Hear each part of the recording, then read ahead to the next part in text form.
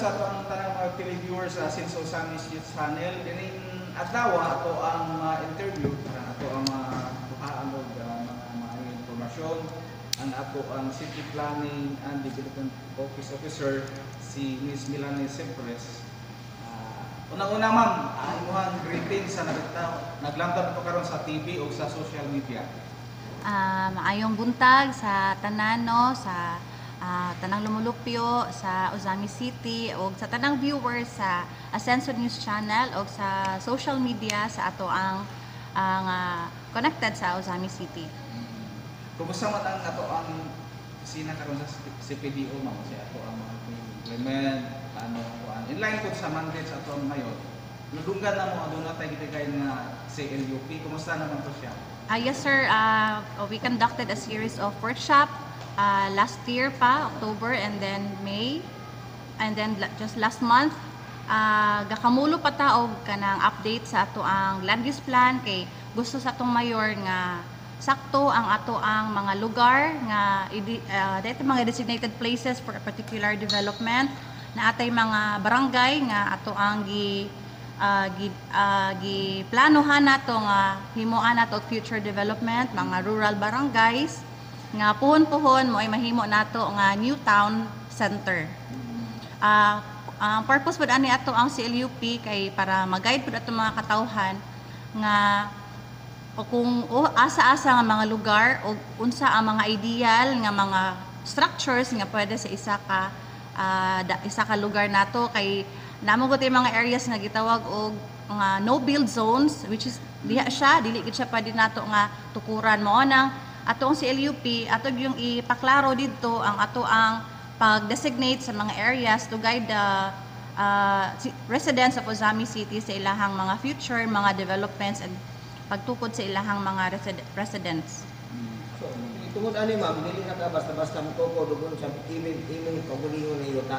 Yes sir, kinahanglan na gyud ta nga mukuha una og zoning certification to ensure nga ang imuhang lugar ug ang imuhang gusto nga structure nga itukod ideal ba mo conform ba sa ato ang land use. Sakto mo kay doon natin nakita karon na doon mga project ng gobyerno ba national government doon na po yung mga private individual sa utana no trespassing kay private property.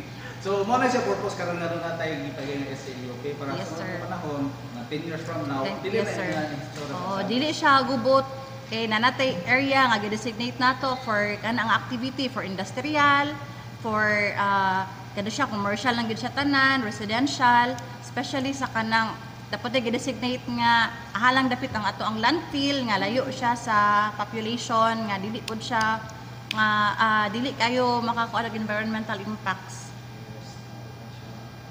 Doon na tayo kuan issue nga nadunggan ba nagreklamo sa diri sa social media sa news channel nagreklamo ba bahin na kapalit sila ng mga lote doon na yung mga developer barato kay presyo yuta pero tunay issue nga doon na dai ipagawas na notice ang ato ang tisod na dili sila allowed pa ng baligya pwede no ma-expound sa inyo tabuan.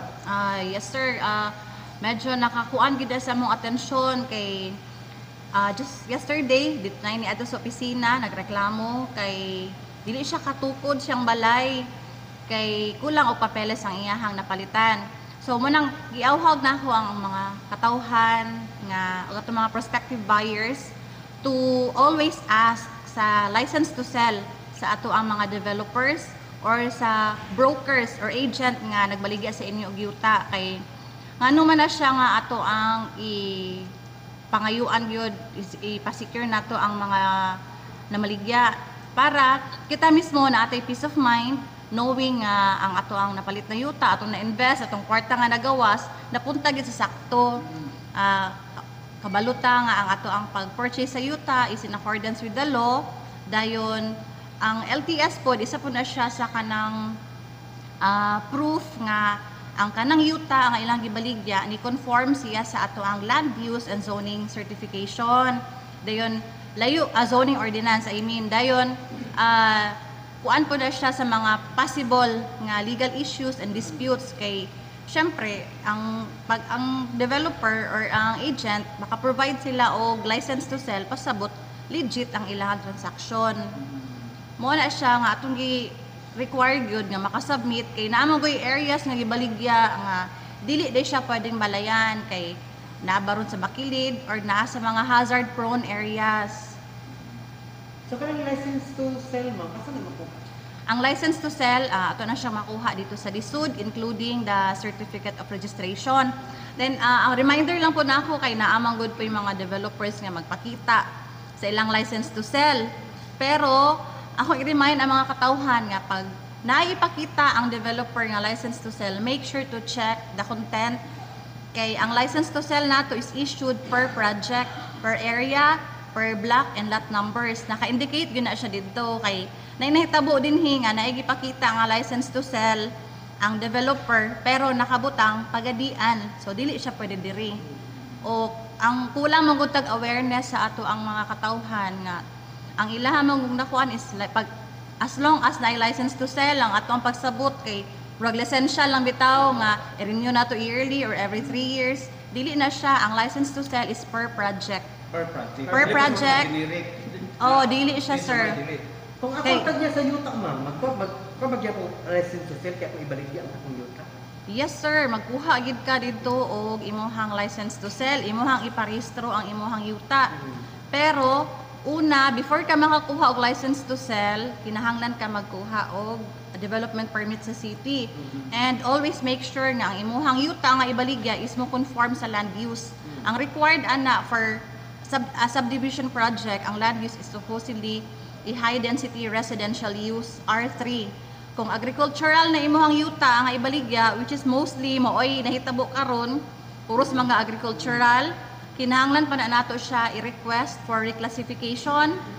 Then the reclassification will be approved by the SP dili sa atong syudad, and then right after the approval sa SP, mag-apply na po na sila og conversion. Ang land reclassification is mora may gidevolve na function sa LGU good. Ang conversion dito na sa DAR. Ato na pagkahugon man kay isod mo kag disod para sa wala sabot kung sa gatuo sila og local government na siya, national government. Yes, it's a national government. Sa yung disod.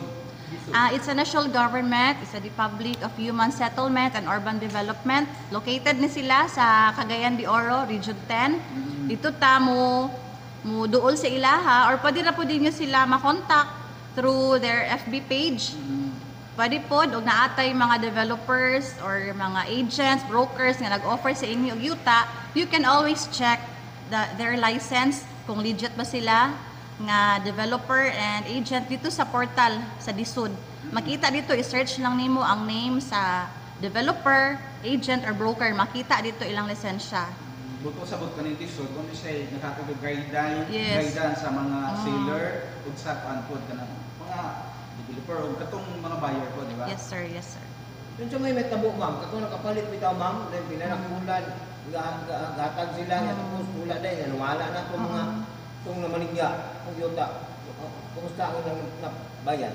Kuan sir, we have a Presidential Decree 957 or atong gitawag nga Subdivision and Condominium Buyers Protective Decree, wherein naay provision dito nga nag-state nga the buyer is kanang kanang Doon na siya protection. national protection sa balaod nga if ever nga dili kompleto og mga documents ang ilahan developer, entitled sila for the reimbursement or refund gikan sa developer. Pwede gid sila anytime mo demand.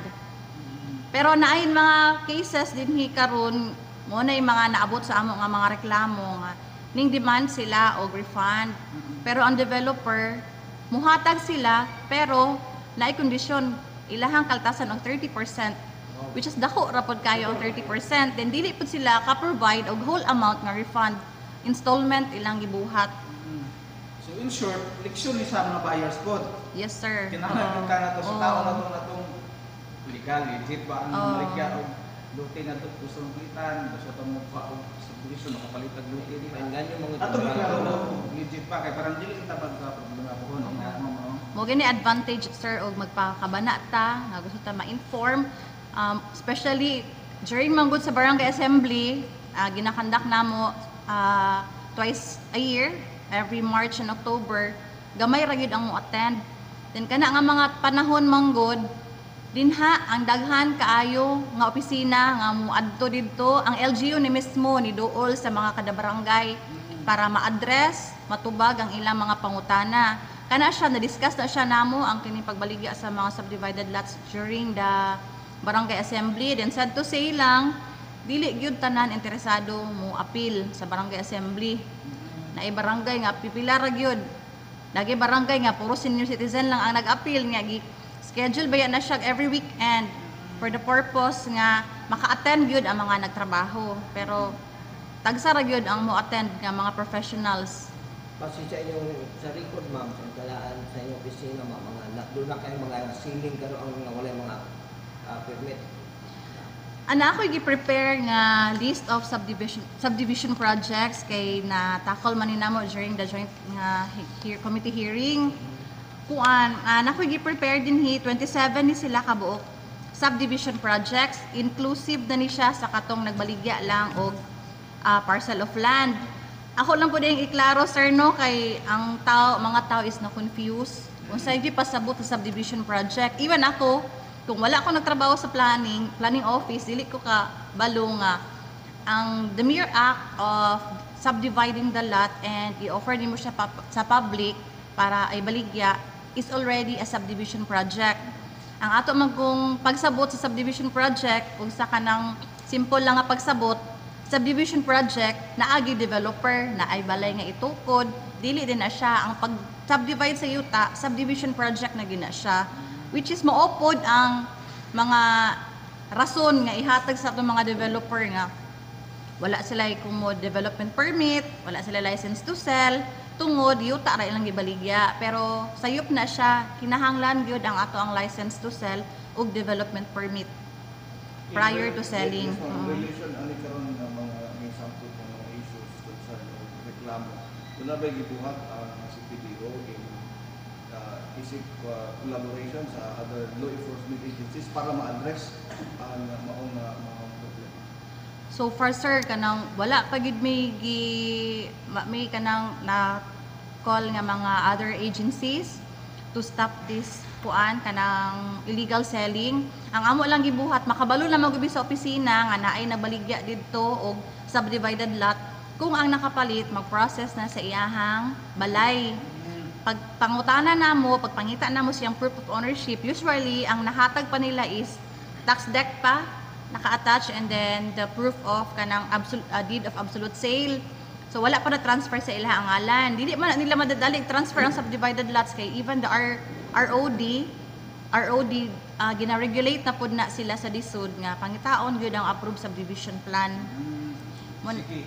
Para sa nagtanaw ron, say angay buhaton parang katong may mga plano nga palit og yuta kay gilupiran siya og barato kay nga yuta.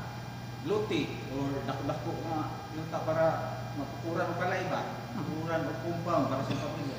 Unsa giangay buhaton sa usa ka interested buyers para dili siya magkaproblema pohon. Sige sir, sama sa akong giingon kaganiha, dili gyud ta maulaw, mangutana, mangita sa ilahang license to sell o development permit. Kay kana siya mo mo protekta sa imuha sa future nga mga legal issues nga ma-assure pud nimo nga ang imuhang napalit o ang imong investment napunta sa sakto. Dili bitaw siya nga mawala lang kay ang ubang developer wala na gyud nagpakita. May problema sa mga nakapalit ron ang katong ilahang ahente wala na nagpakita. Karon manggod siya sir, amo na siyang kanang nay mga gusto nga magtukod og balay, amo gid silang gina-require to ask for the approved subdivision plan sa ilahang napalitan. Nganuman kay kung amo siyang i-allow nga magtukod sa ilang balay, ang developer mismo or ang ahente dili naman na sila magpakabana. Anyway, nakatukod na magbalay to ang nakapalit namo, so dili na sila magpakabana.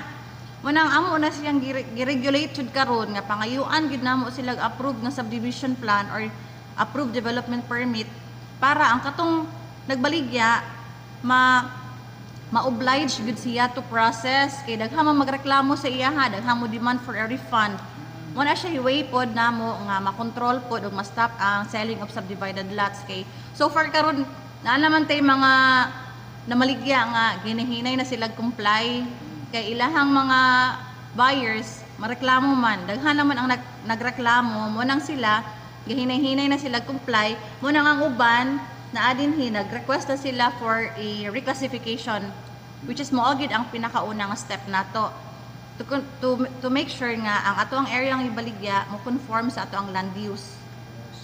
So, ato bago nga kanina gibupat karon sa CPDO sa atong LGU, wala gilisod-lisod ang tanan ha. Para ra gini sa kayo na tanan. Yes sir, no, di ba? Para di sa kayon sa tanan, dili lang kay bingon sila balaod ni mayor, balaod sa asenso. No, it's not. Dugay na kay ni siya, it's a national law. Karon nang gid siya i-regulate through sa ato ang strong political will, sa ato ang mga leaders karon nga ma-regulate na gyud siya og unsa ang sakto nga dugay na kay nga balaod nga gibaliwala lang sa una. Munang nato makita nga daghan kaayo tang mga balay masin asa lang natukod na adaptin sa dalan, nganing sakay na gyud sa dalan.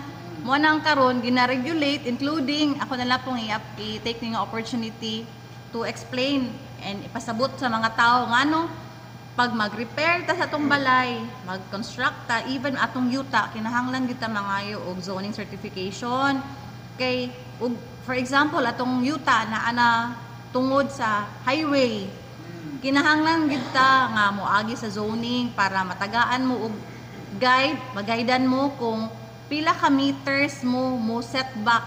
Oo. Kay pag abot sa panahon nga naay project like road widening o sa mga proyekto sa gobyerno, kamo mismo dili mo maapektuhan, dili maguba inyong perimeter fence baron or portion sa inyong balay kay nay uban katunga na gid sa balay ang nabungkag tungod sa widening. Mo nang pag magtukod og balay, moagi gid ta sa sakto nga proseso, moagi ta sa planning and the city engineer's office. Para doon na tayo peace of mind. Oh, peace of mind, yes sir. So far, pila ka buk ang na-record ninyo nga kuan? Mga nagtukod og balay, atong mga ayun na kuan na nasa crate, na nasa kari naigo na gid siya sa kuan dalan sa widening. Ubay-ubay na gid sir, dili po namo siya nga quantify og pila sila kabuok karon nga apektado sa ingon ana kay so far ni agi man gid sila sa proseso na karon except lang sa katong uban nga resistant pero karon kay pangusgan man gid ni mayor nga tanang activities nga mahitabo sa barangay even sa mga ginagmay nga repair mo agi gyud dapat ang barangay ma-inform maunang kinahanglan ta mo kuha og zoning certification ay mo ma-issuehan og na may uban nga kung ang ato ang balay indigent ako na iklaro kay dahang post sa Facebook no nga maskin kahoy ang naitukod nga nang kinalag building permit dili na siya building permit inyong gikuha kuha na siya zoning certification lang then after that moadto mo sa disaster for the disaster nga clearance risk disaster clearance and then after moadto mo sa city engineers for the issuance of the certificate of exemption. Exempted na siya sa building permit ang mga kahoy lang. So kwahi sa kanang ginapost sa Facebook nga daghang mga yangungo nga anong kinahanglan wag pag building permit. Musunod lang ta sa proseso para naman po na sa inyong proteksyon nga ma-ensure nato nga ang structure sa inyong balay sakto ba or kana man ka inyong gitukod nga mga indigent nga materials safe ba sa inyuha nga puy-an. Ang lugar nga inyong gitukuran, safe ba or dili. Kay basit indigent, naadi mo na tukod dito sa daplin sa creek, dili man na siya pwede. No build zone man na siya. Munang karon ginabawal na gid ang pag-construct sa mga no build zone areas. Para po, syempre ang gobyerno kay sa panahon sa kalamidad, kisa may prone sa mga disaster. Ang katong mga lugar, mga balay nga naa didto natukod sa mga no build zone sama sa landslide prone areas, mga creek sa dagat. Dagat sa creek. Oo na siya. Din panahon sa kalamidad, ang gobyerno in town mo ay magka-problema og provide sa inyo ha. Ang uban, dili na ba pod kaya? Kasi syempre limited lang ang funds sa gobyerno. Dili na to kaya ma-accommodate ang tanan para sa relocation. Mo nang karon gibawal na gyud ang pagtukod sa mga lugar nga dili pwede tukuran, nga dili atua. Ma'am, balikan ako itong 27 kamok sa inyong stand nga wala permit to sale, ma'am. Kung sa inyong buhat wala na nila, ma'am. Nalagay lang ang uban na nagapuyo. Kuan sir, amo na ni siyang gina-require. Wala mo gyud may mahimo ang LGU ug wala bitay reklamo nga maabot sa lisod. Kay ang kining license to sell o registration, certificate of registration, ang lisod ra gyud na siya, ang nay-mandate ana to regulate. Ang sa LGU, ang development permit. Kung magtukod na ang isa ka buyer sa iyang balay, diha na mi that's the time nga mosulod ang LGU kay pangayuan siya og building permit. I-require siya to secure a building permit prior to the construction. Unya maglisod pud sila og construct kay ang ilahang napalit walay license to sell, walay development permit. Mo na siya nga i-require na mo nga ang kliyente at tuon niya iyahang napalitan, pangayuan niya sa mga dokumento ug wala iya yung i-advise to process the development permit para sila makatukod pud silang balay. Ato mo ganang gibuhat na sa balaod para ang mga makapalit is ma-ensure nato nga naa sila proper access sa kanang dalan, sa mga infrastructures, mga utilities like water and electricity. Kay mo manggod kasagara ang hinungdan nga ay conflict sa katong mapalit nato kay sa una pag subdivide sa yuta mura na bitaw divide og piece of cake bitaw nga ana wala bitaw tigi allocate kadalan. Mo na siya purpose nga nganong kinahanglan ta na i-development permit. Kay sa development permit na sila ihatag ana nga site development plan, makita nato didto ang tanang yuta nga gi-subdivide na ay access sa dalan. So kining 27 ka mga developers o institutions ka na sa English na laro na itong mga non-compliant din sila sa Dili sir, included na din ang mga dagko na nga mga subdivision, mga developers nga compliant. So far ang wala din mga license to sell o mga development permit kay murag half pud siguro ani sir. katong mga bago na to. Mga bago. Sa katong mga established na nga mabalitan. Naagi na sila sir, kompleto na sila. Kompleto na sila og development permit and license to sell. So dili siya kabalakan. Ang uban nga kanang bago pod nga gitukod ron sa dako pod nga developer, gakamulo pa pod na siya og process sa iyahang papeles. So, pwede ra kung panalintan, ordinaryo sa mismong po na gusto ko, klarohan ako ba, na kini nga developer akong sulan, compliant ba niya, pwede ba siya kung bisita sa bisita nga, ma'am, saan nga tuwan?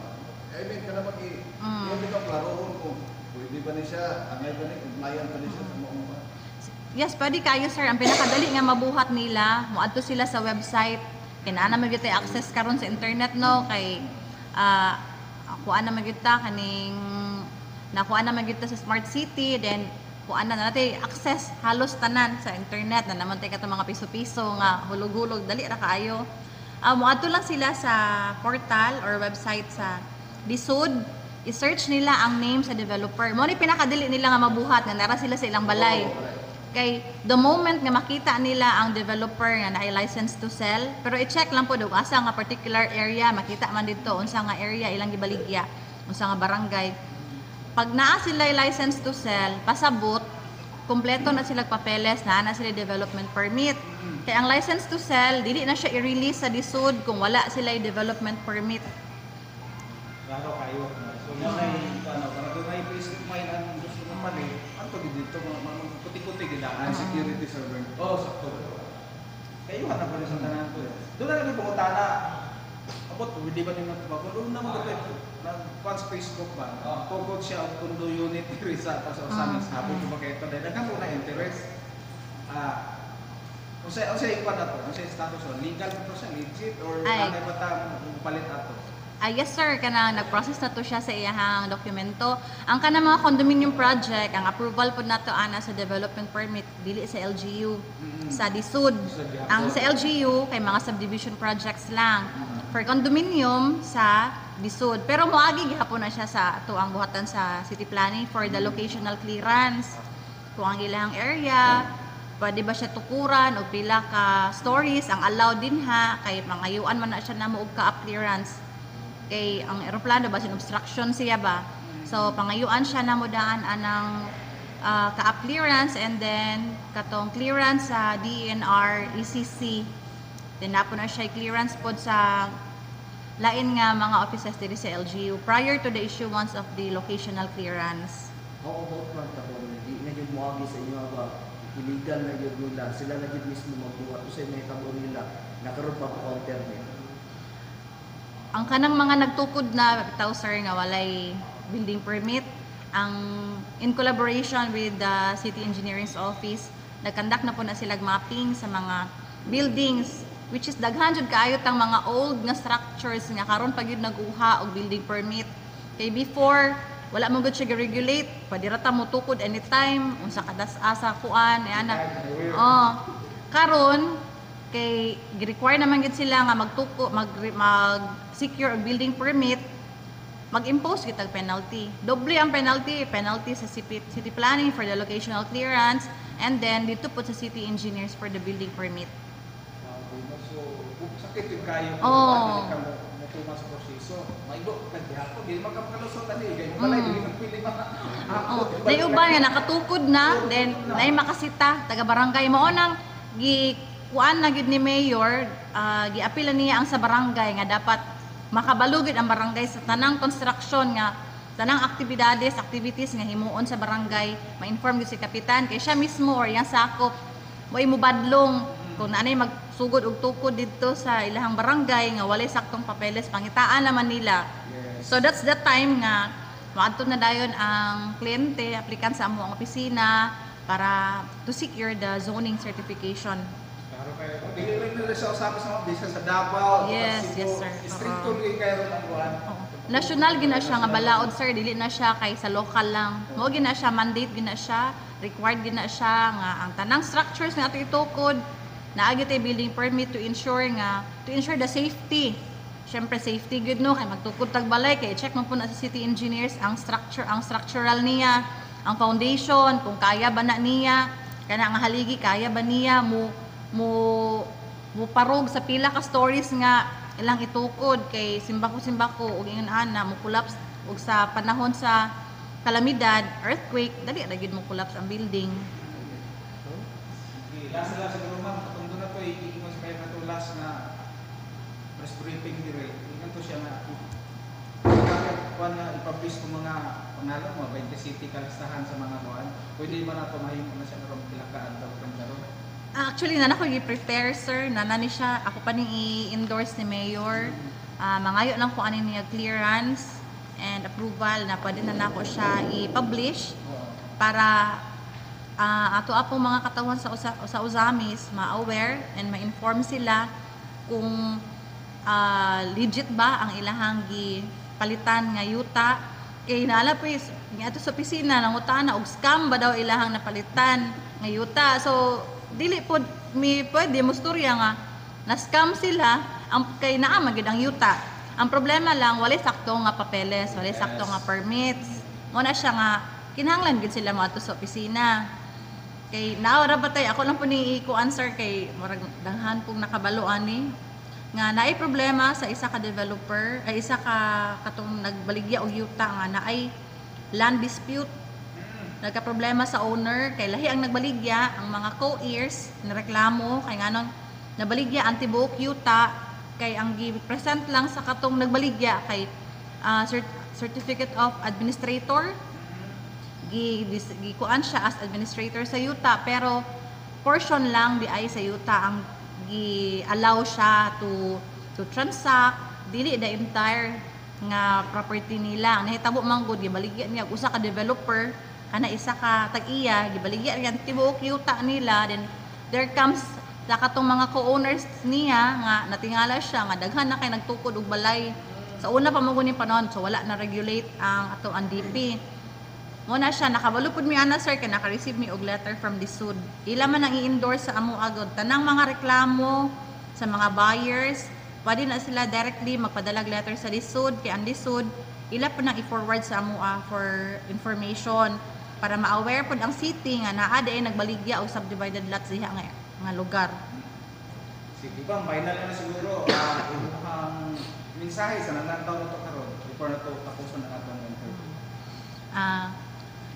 Hinaot no nga kining gihimo namo nga interview karon, makahatag ninyo og kanang katin-awan or guidance para kamo puhon ug namoy plano nga mamalit og yuta, which is very very enticing yun kay maghatag lang ta og certain amount as down payment, dayon installment na dayon like for 3 years. So affordable gid kayo siya nga paagi nga makaangkon ta og yuta og makatukod ta sa ato ang mga gidamgo nga balay. Pero I hope nga kini nga interview makatabang sa inyo ha nga dili na mo dili man sa mailad no, dili na mo nga magpataka og palit og yuta nga walay saktong papeles, nga dili mo maulaw og pangayo kay atoan ang katungod as buyer to ask for the license to sell, the development permit, kay syempre para ato pong ma-ensure nga ang ato ang kwarta mapunta gid sa sakto nga investment, dili siya nga mawala lang kadila balali maghago og mangitag kwarta karong panahona. Salamat po. Salamat, ma'am. Sige, Sir. Si Miss Melanie Sipres, ato ang CEO officer dito sa Dakbayan sa Osama.